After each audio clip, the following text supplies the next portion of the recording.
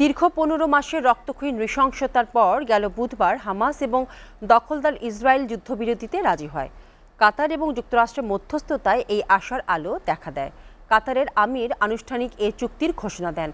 চুক্তি হওয়ার বিষয়টি নিশ্চিত করেছে ইসরায়েলি প্রধানমন্ত্রী বেনয়ামিন নেতানিয়াহুর দপ্তর। আজ নিরাপত্তা বিষয়ক মন্ত্রিসভার বৈঠক ডেকেছেন প্রধানমন্ত্রী। সেখানে চুক্তির অনুমোদনের ওপর ভোট গ্রহণ করা হবে। আরও জানাচ্ছেন মালিহা চৌধুরী।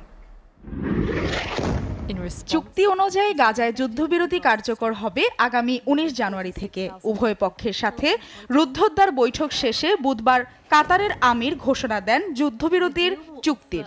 এরপর গাজার সাধারণ মানুষ রাস্তায় বেরিয়ে আসেন, মেতে ওঠেন আনন্দ উল্লাসে। তবে কিছুক্ষণ পরই ইসরায়েলি হামলায় বাসিন্দারা আবারও নিজ নিজ তাঁবুতে ফিরে যান।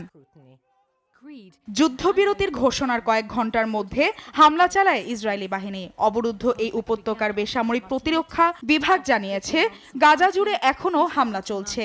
সর্বশেষ যুদ্ধবিরতি চুক্তির পরেও সেখানে ইসরায়েলি বাহিনীর হামলা বন্ধ হয়নি। অন্তত ৮০ ফিলিস্তিনিকে হত্যা করা হয়। এর মধ্যে শুধুমাত্র গাজা সিটিতেই নারী ও শিশুসহ প্রাণ হারিয়েছেন ৩০ জন।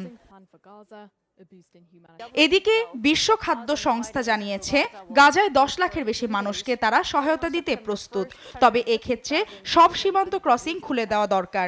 গাজায় যুদ্ধবিরতির চুক্তি স্বাক্ষর হওয়ায় নবনির্বাচিত মার্কিন প্রেসিডেন্ট ডোনাল্ড ট্রাম্প এবং বর্তমান মার্কিন প্রেসিডেন্ট জো বাইডেনকে ধন্যবাদ দিয়েছেন ইসরায়েলি প্রধানমন্ত্রী বেঞ্জামিন নেতানিয়াহু।